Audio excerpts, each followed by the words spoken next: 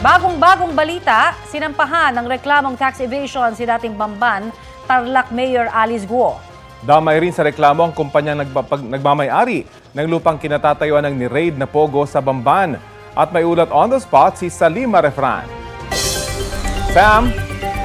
Rafi, Connie, nadagdagan pa nga yung mga reklamong kinakaharap ni dismissed Bamban Tarlac Mayor Alice Guo. Ito yung matapos magain ng reklamong tax evasion ng Bureau of Internal Revenue o BIR laban kay Guo at sa real estate company niya na Baofu Land Development. Ayon sa BIR, hindi nagbayad ng kaukulang tax si Guo para sa pagbebenta niya ng kanyang share sa Baofu ng tumakbong mayor ng Bamban noong 2021. Ito ay yung capital gains tax at documentary stamp tax.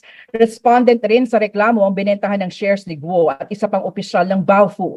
Sa dokumento ng Presidential Anti-Organized Crime Commission o PAOC, ibinenta ni Guo ang 2.5 million shares niya sa halagang piso lang bawat share. Ayon sa BIR, may iba pa silang isinasagawang investigasyon sa mga tax obligation ni Guo at ng Baofu. Dadaan muna sa evaluation ng National Prosecution Service ang reklamo bago isalang sa preliminary investigation. Narito ang pahayag ni BIR Commissioner Romeo Lumagi Jr.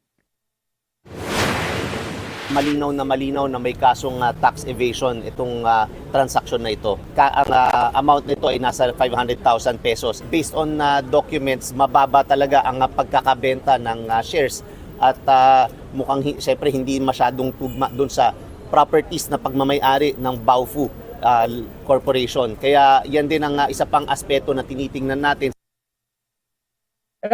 Rafi, Connie, na yung ikalawang criminal complaint laban kay Guo, may kinakaharap din siyang reklamong qualified human trafficking dito sa Department of Justice kaugnay ng raid sa Zone 1 Technology Marso ngayong taon. Bukod pa yan doon sa quo warranto case at cancellation ng birth certificate na inihain naman ng Office of the Solicitor General, pati na yung reklamong material representation o material misrepresentation ng COMELEC. Patuloy na sinusubukan ng GMA Integrated News na kunin ang panig ni Guo at ng iba pang respondents. Yan muna ang latest mula nga dito sa Department of Justice sa Maynila. Rafi, Connie. Maraming salamat, Salima Refran. Kapuso, alamin ang maiinit na balita. Bisitahin at mag-subscribe sa GMA Integrated News sa YouTube. Sa mga kapuso abroad, samahan nyo kami sa GMA Pinoy TV at sa www.gmanews.tv.